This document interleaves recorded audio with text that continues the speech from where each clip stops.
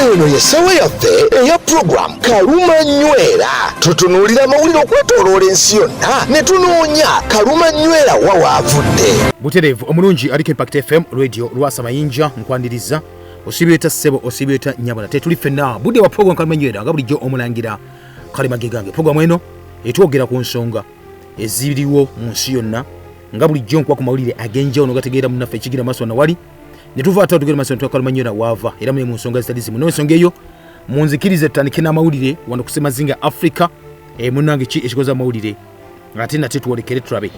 tulagide mu ggwanga erimu eddwanga erya Somaliland oba mu Somalia kakati nojjukira gono mawanga gali abiri erimu lyokutwa kuline waalyo naye nga erimu terikkirizanga ekyokwebaka Somaliland yekutwa ku Somalia ne Somalia gati kuwanga bwetwaze kwekutula n'olw'ensonga eyo olina kubeera waffe oluvannyuma lw'okulwanagana ebbanga n'ebbanga bali mu myaka 34 bukyabagana twekutulako ngaffe tulina okuba ntwetongola Somalia egamba nti mukyali wansi waffe akati nowulira ekitundu kino ekimeddwa nga Somaliland kivuddeyo ne kiwakanya ebyayogeddwa Somalia nti nno gavumenti yaabwe eya Somalia yagenze maaso nekkiriza newolukusa eggwanga erya America okubanga etwala ogutuntundu ogw'omwalo bateekewo kye bayita ebyo bakola waliwo ekitundu kimayiddwa nga ekya Bebera kati bagambye nti nno babeerenga America etteekawo omwalo gwebeerenga gukozesa basewo ne beesi ey'amagye webijjidde bino munafa tulize ekibuga kino kitwogera kimeddwa nga Bebera akiri mu katundu akalungi ennyo kabata Gulf of Eden naga nti kali so strategic nti wabeeraawo osooka ontwala ebitundu ebiriraanyeewo wonnawonnaawo agatise mambuka ag'eggwanga lino kati eryetongola erigana lyafuna obwetwaze mu mwaka 1991 ne liyita Somaliland nga liva ku Somalia oluvannyuma lw'olutalo lwali olw'omunda munnanga atuuliriza kakati nno yo aba Somalia n'ekibuga ekyo kikulu kimeddwa nga Mogadishu bagamba nti nno tetukukkiriza nk'okuba nti bwekutula kati mu bbaluwa ewandikiddwa n'esindikirwa President gwanga lya America Donald Trump yabirirwako bannamawulire yabadde eraga nti nno President wa Somalia amayiddwa nga Hassan Sheikh Mahmoud yavuddeyo n'agamba nti nno tubawadde omwalo tuba ne besi y'amagye ebiri mu Somalia naga nti nno bino tubyongedde ku biri tubawadde ebiri mu Somaliland naga nti nno bonna bino ebifo ebina bijja kwongera kunyweza ku nkolagana y'eggwanga lya America mu bintu bya security n'ebyokwerinda. Minisita ye avunaanyizibwa ku nsonga z'amawanga ag'ebunaayira owa Somaliland ono amayiddwa nga Abdulrahman Dahir Eden yavudde bino n'agamba nti nno ey'enkola gye bakozeemu eri desperate yabwewussa tulina gikkirizaako era si ntuufu. Kakati munnange kivaayo kiraga Trump anakuba nga ajja mu kye bayita obukulembeze nga anakuba nti ajja mu kye bayita second term luli nga kyali mu first term oba ekisaanyi kye kisookera ddala kigamba nti nno bannaffe abeera mu Somaliland abatuuze bali balina essuubi nga bagamba nti nno America yali evuddeyo nga ensi egenda okuba ensi emu esookera ddala okulikogonizinga oba okugamba nti nno ddala Somaliland yeekutula yeetongola nga bwezze ekikola ku mawanga ag'enjawulo naga nti baali basuubira bafunye ku ssanyu n'essuubi nti oluvannyuma myaka 34 bafunayo kirimaanyi omu abagambe kituufu ddala Somaliland mwekutula mulina kuba nti mwetongodde ng'eggwanga. Okusinza ku Mr. Eden ono minisita y'ensonga z'amawanga ag'ebunaayira wa Somaliland yagambye no there is nothing they can do to stop the upcoming recognition of Somaliland. Naga ekyo tebasooka ni bakola okuyimiriza okwetongola kwaffe ng'eggwanga erya Somaliland yadde baddamu leeta eyo. Era munnafe atuliza gyevudeko emagakaawo Somaliland nga yo ebadde yagenda maaso n'egaziya omwalo oguli mu kibuga kimayiddwa nga ekya Bebera era n'eguwa ekitongo ekimayiddwa nga ekya DP World era kino kiva mu United Arab Emirates eri mu Arabu ate nga bano nnyo banywanyi ba America songa gwe bagwa okuba ne bakiddukanya nga bagezza oba nga bagaziya omwalo guno mu kibuga Bebera. So okusinza ku minisita yagambye nti nno eggwanga lya America si basiru, US is not stupid, nti bamanyi kye baagala nenge y'okudiringamu nate we bajja nga baagala omwalo guno ogw'oku Bebera. So jukira eggwanga lya America kizo bagaana libadde lisaale nnyo mu kuyambako Somalia mu kulwanyisa baita abatujju aba Al-Qaeda n'akabinja akamaddwa nga Islamic State Group nga bawa obuyambi n'okuba emmundu ezikuba n'ebbomu ennyonyi n'emmundu ezo. Kati Al-Shabaab juke badde kontrolinga obutundu obw'enjawulo naddala mu Maserengeta wamu ne Masekati ga Somalia, era nga of course bano babayita Al-Qaeda bano Al-Shabaab, era nga badde mune bali successful mbeera bwetyo. Akati yo ab'Omogadishu bagamba nti nno bali batidde Abasomalia bagamba nti nno obudde buna Trump ayinza okusalako ku buyambi America bwe baddeewa Somalia nga bwe kyali mu ttaamu ye eyasookera ddala. Kirajjukira nti mu December gavumenti ya Somalia eno yali yasayininga ng'erina okubanga munange waliwo sente $6,000,000 ezibafuna buli mwaka nga basayinize ne top gye bayita Washington Lobby Farm companies omunange ziwe zisobobinga okunoonya obuyambi nga ekisayiningisiza ekyo wati egiwa amagezi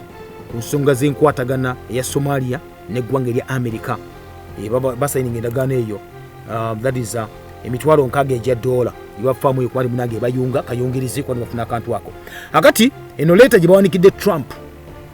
bagiwanika nga n'ez'omwezi 16 omwezi ogwokusatu, eraga buli kimu ekirimu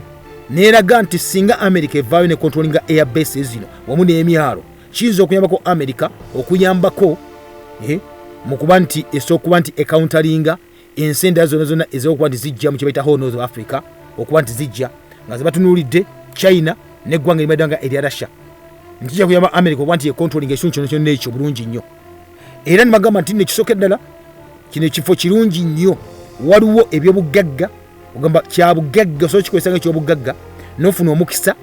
ogw'okuba nti America efuna obuganzi mu region yonna yonna, ate nga bwegezaako n'okuba nti egaana abanywanyi abalala okuba nti bayingirawo business wise n'okuba nti munange bakola ki ate batwala control ekitundu ekyo. Naye nga okimanyi nti nno Somalia etambulira ku nkola eya federal abantu abasinga beetwala mu mbeera bwekyo.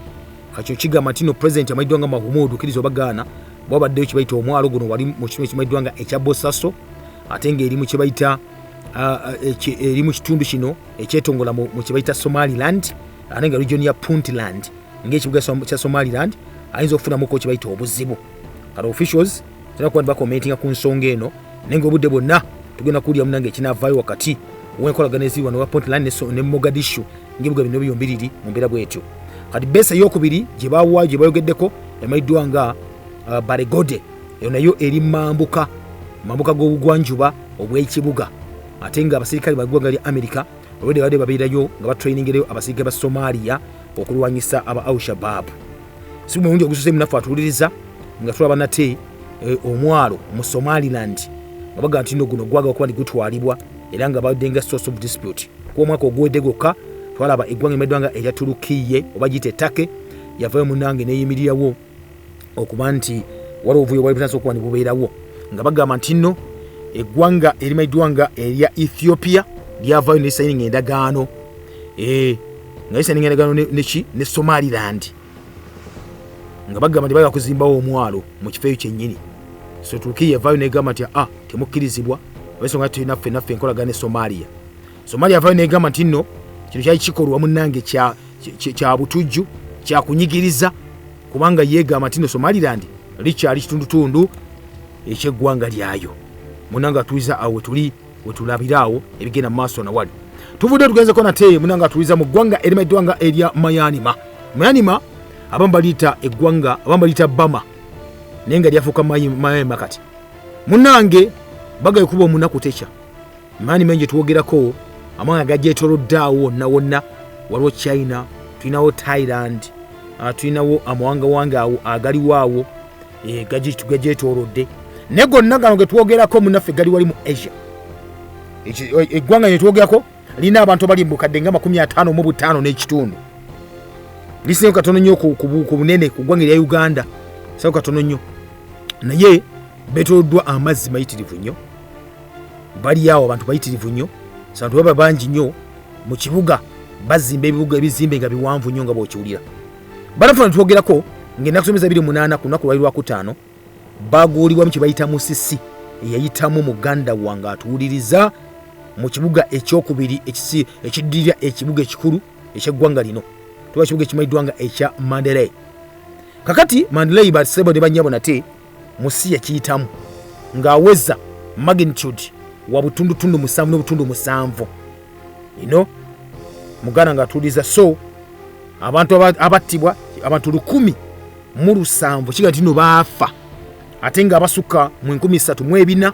bafuna ebisago kyokka nga ate abasukka mu 13 tebona kuba ndi balabibwako bakyabuze.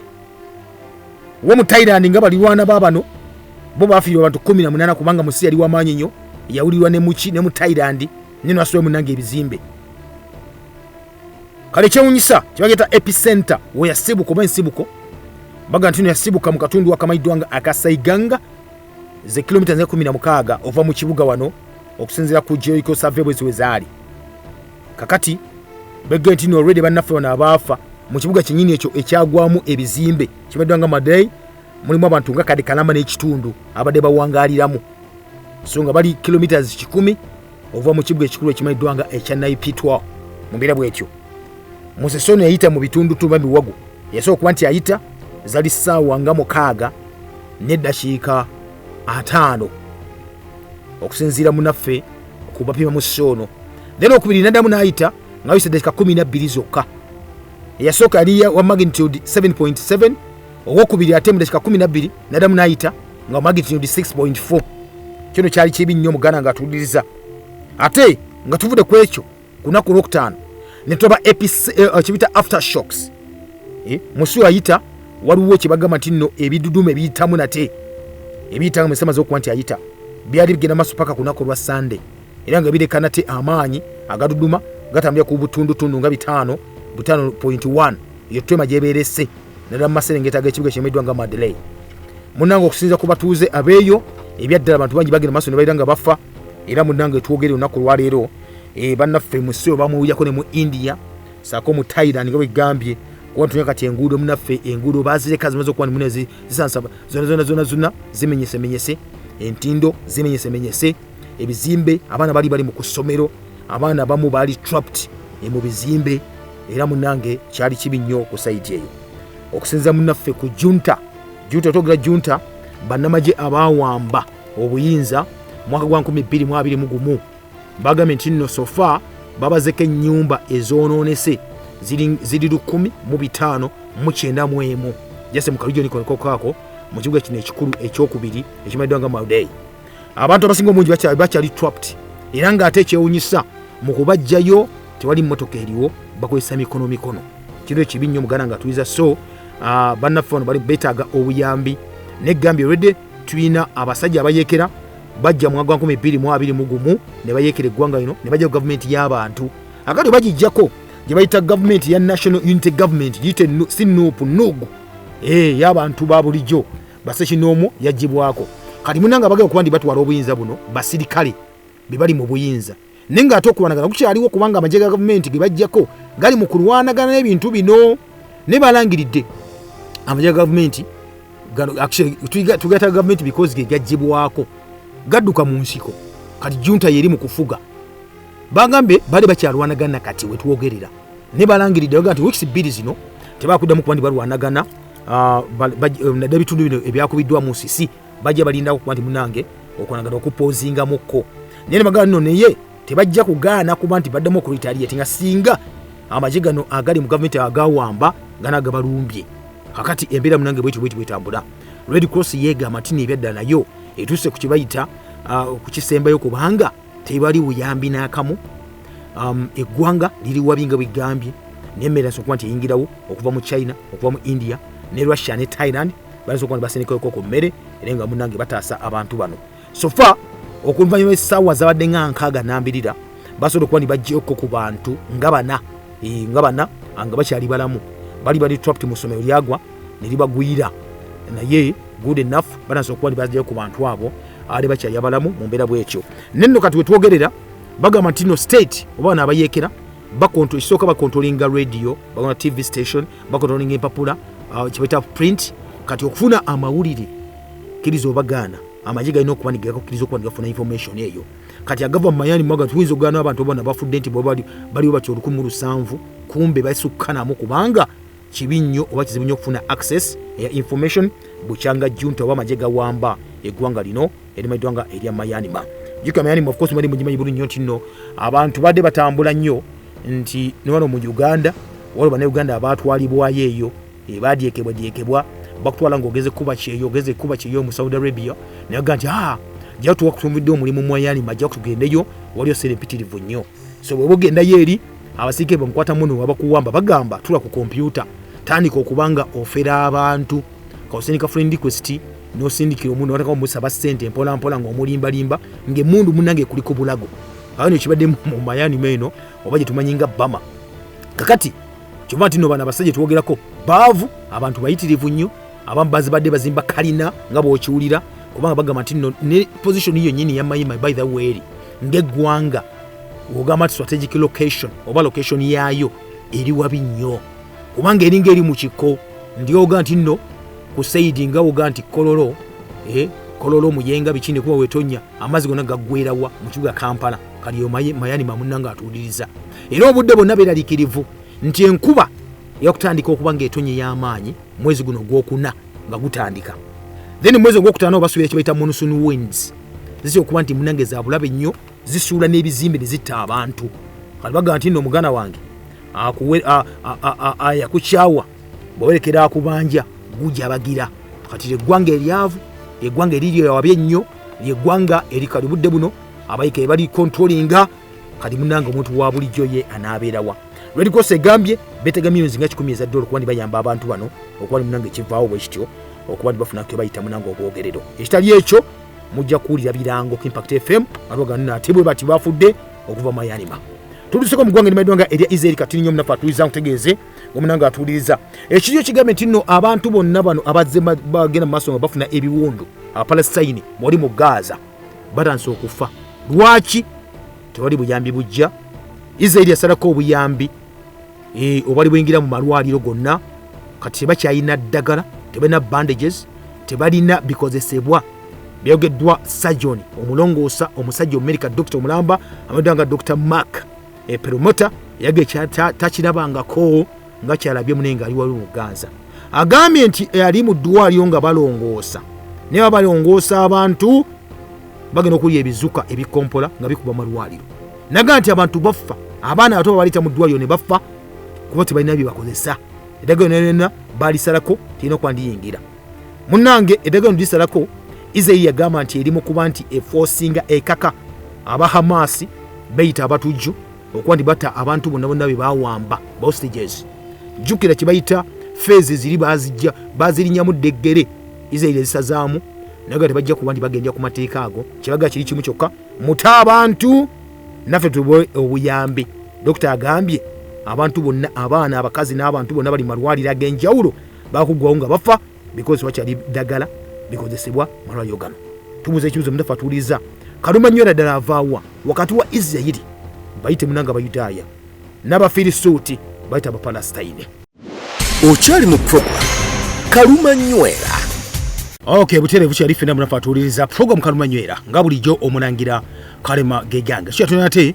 kaluma nywera wava wakati w'Abafirisuuti bayite munange Abapalestine saako n'Abayudaaya bayite Abayisirayiri. Mu mbeera zonna munafa atuuliza kyala bantu Abayisirayiri nga bakyali munange mu kibayita obwakabaka buli wasajja bali munange Abaruumi era munange bakyakipinze lo wajjeyo mutemu munange bagamba nti bakwanga otwalako munange ekintu bwe kiti. Hanno tukyalaba twali wakali wansi Wakabaka eyaliko gwe bayitanga Justinian. Ono Justinian munafa atuliza agenda maaso nabeera nga afuga nenga baafuga munene nabo bagumu mbeera zaabwe kubanga kigamba nti ono Justinian engeri yali ngaafugamu obwakabaka bwe yali eryawo agatetegerekeka abamu nga tebamwagala ate abamu mwagala bamubaga nti yataza okuba nga afuuka unpopular olw'ensonga nti nno yali ataddewo kibayita emisolo egyali egy'amaanyi ddala ku bantu wa bulijjo era mbamutunu yabaga nti no kakyaliko tukitegeera nakitegeera kubanga ebyaddala yali agamba nti nno aleese emisolo eri bannaffe bano abamanyiddwa nga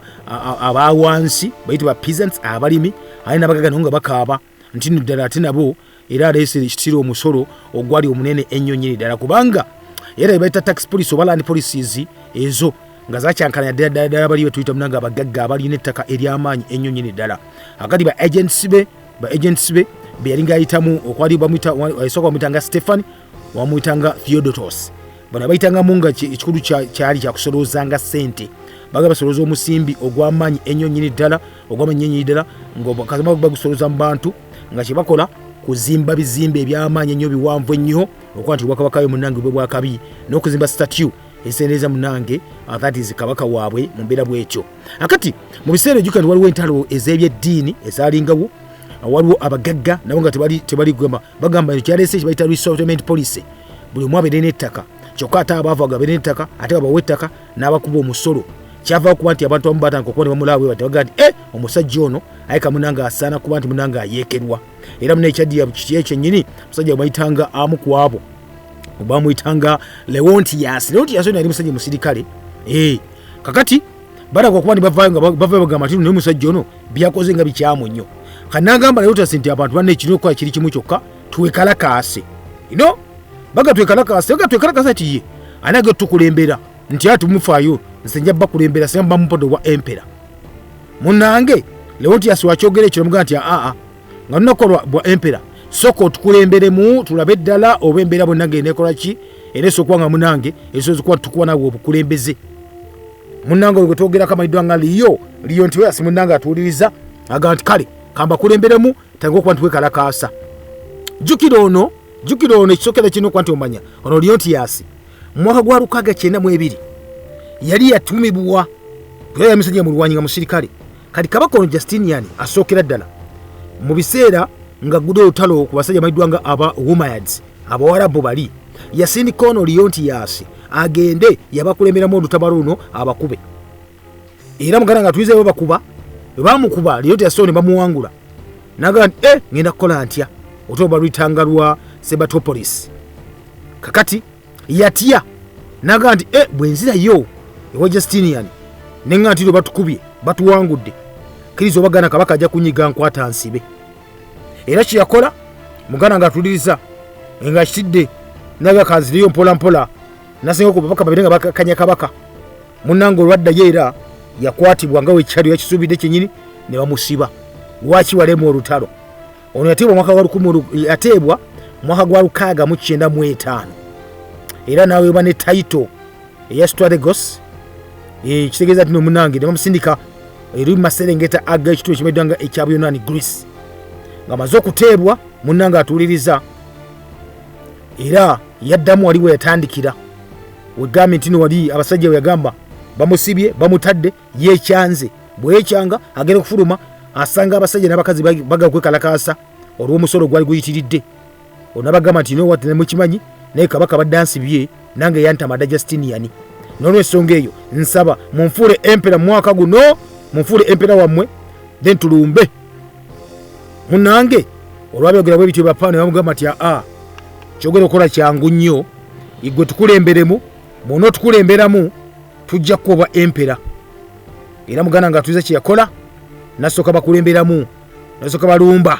mu kulumba ne bawamba kabaka ono Justinian era mu kumuwamba we bati bapa amaze okuba bamuwamba ekyaddirira awo yennyini kumukwata ne musalako Enyindo basalakaani kabaka yenyi Justinian lumusalako Enyindo namugamba nti bas kakiwedde kasaba kusalako Enyindo kubanga kali kabali kabwe oba yali nkola nti bakusalako Enyindo tosobola kuba nti ofuuka kabaka ng'Enyindo bagikugyeko n'ofugani nga tolina Enyindo kitegeeza nti oli munafu nnyo mune Justinian okumuggyako Enyindo nagamba nadduka ne bamutaana nagamba nti kati kutadde tukusaizi kizinga kyejo obeera tujja kuba ntukutta munnange olwo Leontius ono bamuyitanga liyo olwo batandika kuba musuubizza nti kasita owangula oli automatica tukufuulyawo empera munnange afuuka empera wobukaka nomayiddwa nga obw'Abaruumi bayitawo Abazantayini munnange newankubadde yafuuka empera teyajjawo kiri ekyokuba nti munnange waliwo abasajja abaali bajeekera bakuba nti batula obwakabaka buno era ng'abamu ku abo abasinga obukulu nnyo bali ba Umayyads abamuwangwa luli balugende bwe baali abava mu bwakabaka obw'Abayisiraamu Islamic dynasty obwabeeranga eyo ngeno omukulembeze bamuyita kalifeeti waabwe yali owokubiri mu biseera ebyo nga buno obukulembeze buno bwateekebwawo oluvannyuma lw'okufa kwa Nabbi Muhammadi sallallahu alaihi wasallama era bateekawo obukulembeze buno ne bagamba nti ani agenda okuba omukulembeze owokubiri nga Muhammadi avuddewo kwe kulonda ono kwe kulonda caliphate baga nti nyaga kuba second caliphate waffe agenda okutwala obwakabaka ono obwa Umayyad mu maaso. So ebiseera ebyo baga nti jukira ebiseera bitubogerako toga ebiseera biri ebyobusiraamu nga bitandika obanga bikyaliwo emabega katono katono nnyo bano bayiddwa nga aba Umayyads oba banu bamu Umayya eri bwetyo bwe babayitanga kyali kika ekyaba Quraishi eri mu Mecca okuva mu gaalu kaga mugumu paka nga 750 awo current era bano twogerako ne bagenda ne basenga mu bitundu emayiddwa nga Al-Andalus olunaku lwaleero oyinza obiyitanga eggwanga erya Spain. Era bano kiga ntindo bano olwatunulira nga Leo ono gwe bawangulako ne bamusa n'omusiba because bamuwangudde yafuuse empera amaze okuteemako Justinian Enyindo n'omusindika muwaŋŋanguse naga nti kabaze ono gwe twogerako munafu nnyo tujja mulumba. Era kye baakola munafu atuliza nakuba nti balumba ku saidi esooka balumba gavana w'omu Africa eri mwaka gwa 1996 era mu kulumba ne bawamba ekiro ekibaddwa nga ekya Carthage mu 1907. Leo wawulira nti abasajja bataza okuba bakola kibalumba Abawarabu bano n'anyiga ekyaddirira kwekusindika John n'agadi genda otwale ekibuga ekyo lemu kitwale ekibuga ekimanyiwa Carthage okije ku Bawarabu. Era amazima Jenny John amayiddwa nga Paliokolos yatwala ekibuga n'abasirikale ne bakituwa ne bakiwamba Carthage ne bajja ku Bawarabu. Era munange olumba bakozesa nnyo olumba olwayita ku mazzi naye bana basajja Abawarabu tebakoma ku ekyo era amangu ddala bateekateeka ne bakola kibaita olulumba ne baddamu ne batwala ekibuga. Era mu kwata ekibuga ne bakaka ne John ono nyinna adduka emisinde paka nate ekyo kimayiddwa ekya Crete eyaji yali eyo nako kuba nti ali grouping nate. Era alibona te akabinja ko officers abasirikale abali batya abali batya abaga nno letu nadde tutya munange naffe ntutegeeza empera ndi mune tulemeddwa lwaki tulete ne tulemerwa toga tulemeddwa batya okudde ogambani liyo batya omutya naga nti aka kino kwa kyangu nnyo nga ye bwe yatya okudde ogamba Justinian nti Abawarabu bali bamuwangudde naffe tujja kuddayo kuba tunaddayo kizo bagana ajja tukwata nga bamusiba aberenga munanga ali munda. Era mu kaseera kennyini kwe kugamba nti nno wachi bagenda okukola kingo nnyo kabadde ali bakulembedde mu lwokaano luno mu lutabalo luno nga bakubiddwa eno mu Africa wali mu Carthage ayamayiddwa nga Apsima ono yali mid-level commander. So ne bamugamba nti nno gwe bwetukulemberamu tetugenda kuddayo twewaggule naffe kino naffe tukitwalemu kyo kiberenga kyaffe munange ebyaddirira awo nga wokimanyi nti nno omusajja ono ennyini gwe bayitanga Apsima oba bamuyitanga Tiberius amannya amazaale gamaze okuba nti mune bamugamba nti gwe tukulembera tulabenga munange tetuddayo we tuddirayo kiri obagana bagera kuba batutta. So kye baakola John yamaze okuba nti akwatibwa attiddwa Abawarabu bamusse nga batya okuba nti bajja kuddayo eri kino kibako ne badeclaring nga baga nno kati gwe Apsima gwe nga gwe gwofuuse empera waffe ebyaddala. Era munange Apsima bagino omugamba nti kati gwe kabaka empera nakyusa erinnya n'afuna erinnya lyamayiddwa nga erya Tiberius mu kaseera kennyini ako naga nti aya basi kubanga bafulize out ne kabaka kalikawa ne kabaka nazaaliko ono bawulira yatandika okuba nti munange Tiberius yatogerako ono owokusatu atandise okuba nti kati anako okubanga akuŋŋaanya amajja ag'oku mazzi amatono bwe batyo ne beekuŋŋaanya naga nti obudde balina okuba ne beeteekateeka kubanga kabaka liyo wawulira nti bamaze okuba ne bafuula bamaze okuba ne babikkenga kabaka kizo bagana ajja kuba agera mu maaso okuba nti abalumba munange ng'ateekateeka okuba nti aspeiringa balinga balinnya amaato bagende mu Constantinople ate bengange kabaka sina kinima gwe mu kibuga abenga agenda munange mu biseera ebyo baba bagenda ate raba obulwadde obutandika okuba nti munange babamu ekibamba mu bwakabaka buno omayiddwa nga bubonic plague. Kakati Tiberius ngo twogerako wamu n'amajege balaninga ku mwalo ogumayiddwa nga ogwa Sky wali mu kibayita Golden Horn then ne bagaa nti nno ebasi watugwe kuba tusinziira tulumbe ekibuga. Oluvannyuma lw'emyezi egyali giwerako awo enzigi z'ekibuga ekya Constantinople bazigula nga bazigulidde ani oba bazigula bati bapa amajiga Tiberius okusatu munafa atuliriza ani abagulira wala kabija kwa itaka green faction kano kali kaita mwadda nga kabayekera wabula nga bali munda mu Constantinople mwenyini nakolagana bo nagandi bane munyambe ko tujeko liyono nze kinchitwale nja kwa yemwetaaga era munange wabeera awo emyezi agisewo namugulira enzigi gates eza Constantinople kibuga munenge nayingira bamala okuyingira ne bagala kuba batwala kibaite ekibuga era mugana nga tuliza olwashingira bati bapa anti walinga namulondo ekitebe kikwe kya Kabaka Leontius era Leontius munange kasayingira bati bapa ne bamujjako era mukumujjako n'amaja gaaliwo gamugayigate mugamutamiddwa ne gamuga tojja kuona kibuga waba kujjeko kakkana obeere okakkane ekibuga kiweeyo message weeyo wana mulondo munange Tiberius bamakwati ayingiddewo nakwata Leontius Kabaka abaddeko namukola nga yakola Justinian necha mukolo kimanyi kibakola munne namukwata naita ekisite kiso namusalako Enyindo omusalako Enyindo naga nawe nga wasalako munno Enyindo Justinian oli wasindika mwanguse nafe tukusalako Enyindo era namusindika mu kigo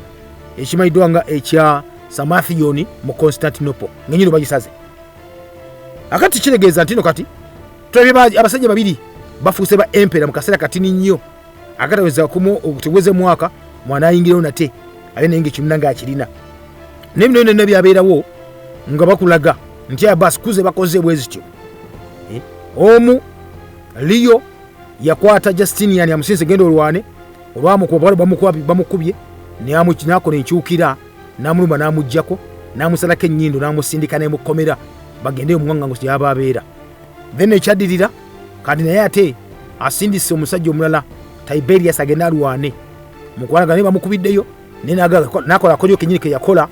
nagamba basi ne kawambe nawamba Kabaka Leo namusako n'Enyindo namusindika mu kigo abeereyo mu kigo Constantinople akati ona atanga kwanti afuga ani go togerako musajja maidwanga Tiberius kati no ngamaze kwanti munanga atula ku namulondo buterevu nnyo twali munanga amujira amusika Kabaka amujjewo bamugandi kati gwesebo geno kubanga gwo mukulembeze era yamutikira engule na temundi omulala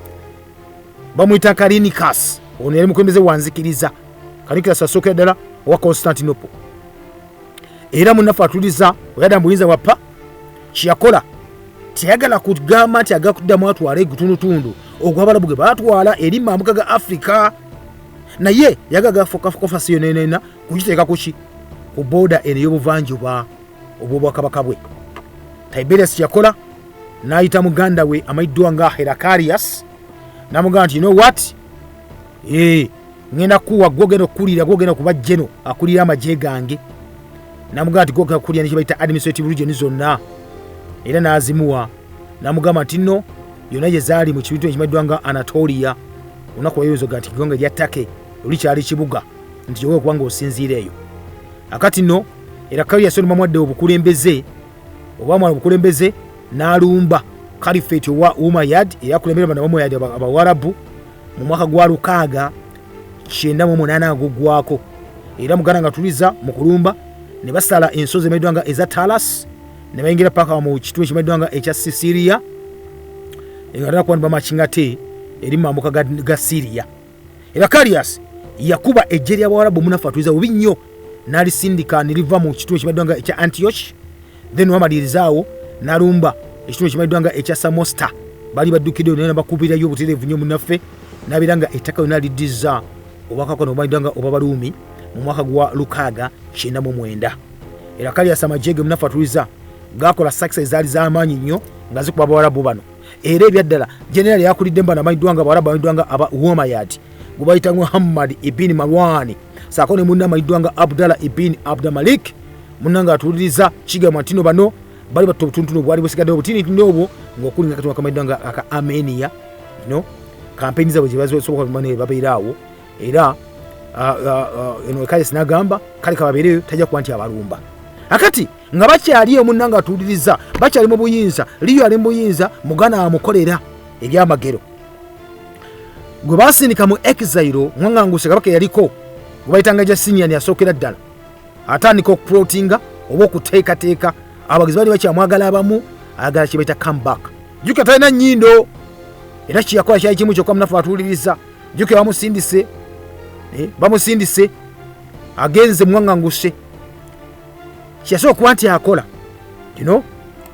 kwe kusooka okugamba nti ngenda kukola ntya n'agamba nti bamufuniyeyo Enyindo awo enkolerere bakolayo Enyindo eya gold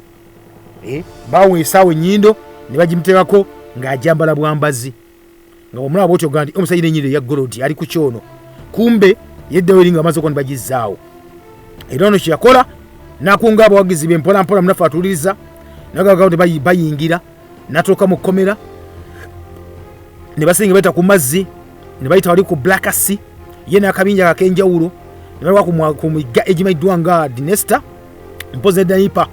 awo balaga wali bagenga up mpola naga kimala bagenda kulumba biri nga baddiza munanga obuyinza era bayita muyago gwali ku mazzi okwo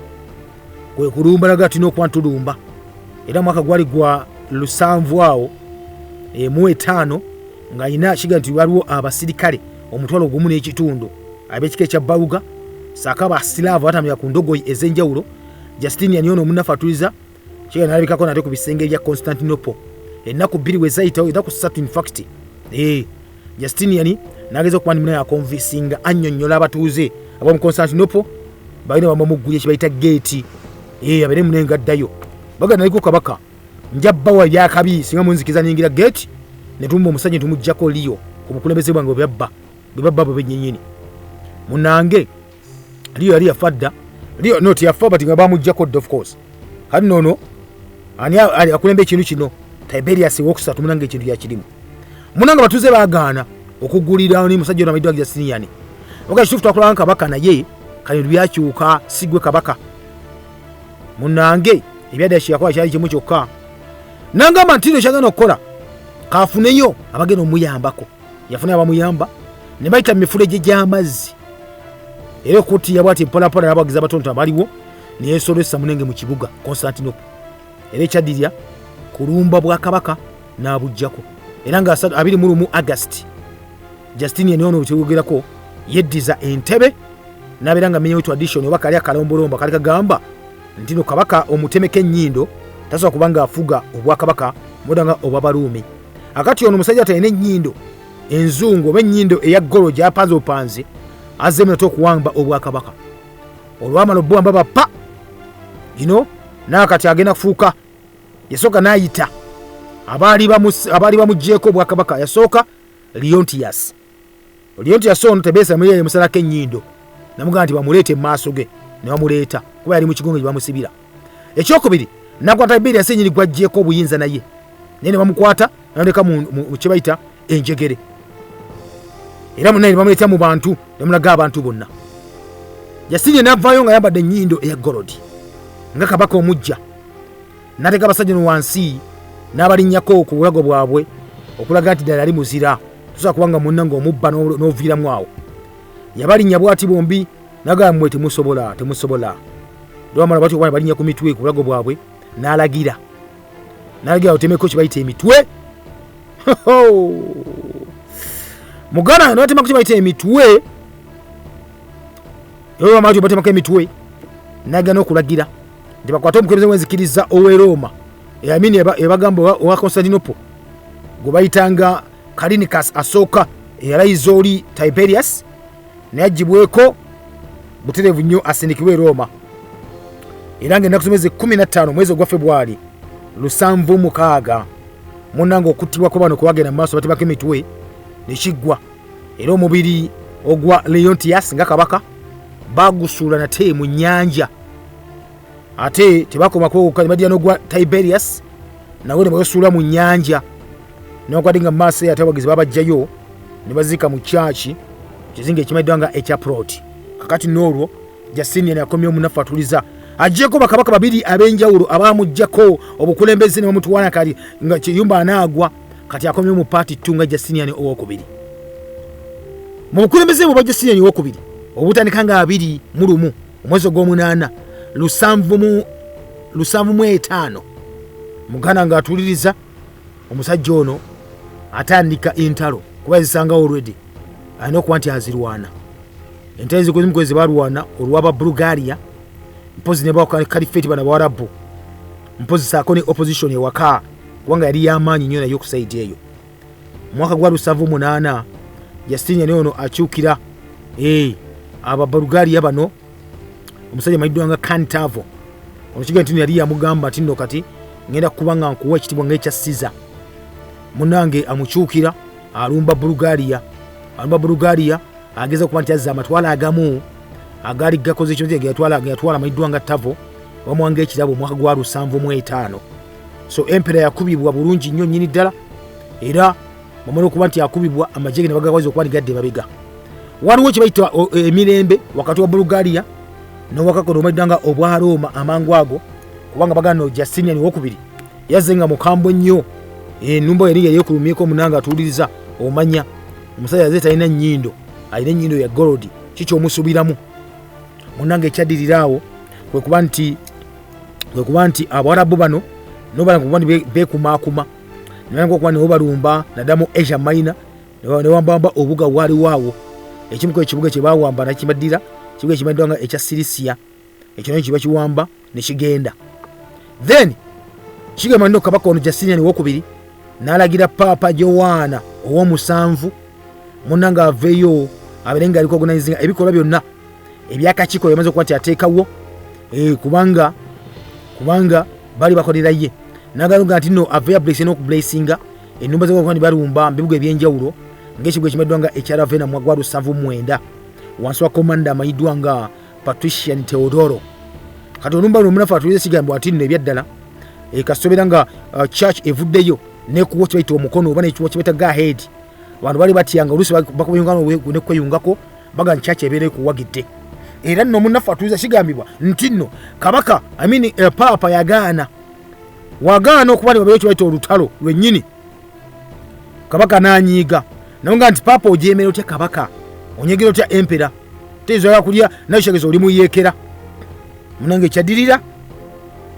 kyali kimu kyokka n'alangira nno Papa yalina okuba nti avaako era kwe kugamba nti batekeko Papa omupya amayiddwa Constantine era Papa omupya gwe bateekawo n'akyalyako wali mu Constantinople mwaka gwa 2010. Justinian ono owokubiri gwe twogerako yajja mu maaso ga Papa munange n'afukamira bamala okusembera Papa namusako n'emikono n'agamba nti kati ntongoza era nkubula esinze nti kati n'ebirungi byonna ebiva mu kibaita Roman Church mutambula nabyo n'emikisa gyonna nyina mutambula nagyo. Akati nno mu kaseera kennyini ako muganda nga atuuliriza olukiiko luli nnyini ono yali tayagala kuba nti alwogerako nnyo kubanga lwakyankalanya oli eyaliwo Papa Paul ow'omulundi ogw'omusanvu. Kati nno ekyaddirira Constantine approvinga abamu ku bakalunzi abasinga obungi ono Papa byamaze okuba nti alonda era nekimaka nti omulundi ogulayo gwasookera ddala oba ogwasembayo Papa okuba nti yakyaddeko ekibuga nga tekibangawo ekyo nti Papa yesitudde okuva we n'akyali ekibuga Kabaka mbw amuyise tekyaliwo nekino kyaliwo munanga atuuliriza. Kati Justinian ono n'afuna backing ey'abantu naga ddala ali neki n'ekereziya katolika oba n'omulangira w'ekereziya. Obwakabaka abo obukulembeze bwa Justinian wokubiri ono genti bwalimu okusoomozebwa kwa maanyi nnyo. Okwegunguka bakuyita kwa Chason kigambibwa nti nno ono wamu ne bajjeno amayiddwa nga Badanes balidduka mu exile balanga okuba nti bakomawo mpolampola nga bakola ennumba ez'enjawulo nga baga okuba nti bayeekera. Sabayeekera bano bawamba ekibuga era mu kuwamba ekibuga ne bagamba nti nno you know what tugenda kitwala ngaffe ekibuga kye bawamba okimanyi muganda wange baga jeno gwe wagoba amayiddwa nga Badanes n'omugoba mu kibuga kati akomyewo gasi n'abayeekera kati baleese ekintu era muganda nga tuliza abayeekera kye bakola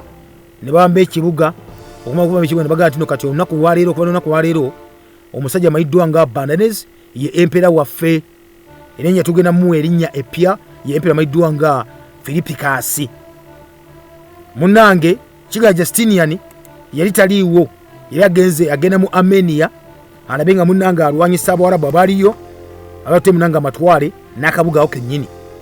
olwakiwuya nti abasajja bamuwambye ate jeno eyali mbuwanganguse amuwambye atooza yaddayo muganda wange tiyaddayo yagaa nti awo wayi kanjira ndeka Constantinople sijja kuddeyo ku kibanga nkidifeninga obudde buno kanjira nekyo simanze okuba nkiyita kakati muganda nga tuliriza abakyogera bwatyo kumba abasajja mbali bamweta mwadda atambula agenda mu Armenia ne bamukwane bamusalako yakwatibwa era mukwatibwa nasibibwa natwalibwa buteevyo mu kibuga eri mu Constantinople era munange wamala okukwatibwa bulungi nnyo mu Novemba 711 kiga nti omutwe gwe ne bagutemako ne bagukwata ne bagutwala Kabaka ne bagulaga mu Roma yonna ne mu Ravenna nagamba Kabaka yali takkiriza mu tawa kitiibwa Eklezia Katolika yatawa kitiibwa omulangira w'Eklezia wuno kati afudde bamutemeko n'omutwe munnanga atuuliriza amaze okuba nga atemwako omutwe era okulya amawulire ago ag'okufa kwa Justinian maama we kiyakola yakwata omwana wa Justinian omutwe omulenzi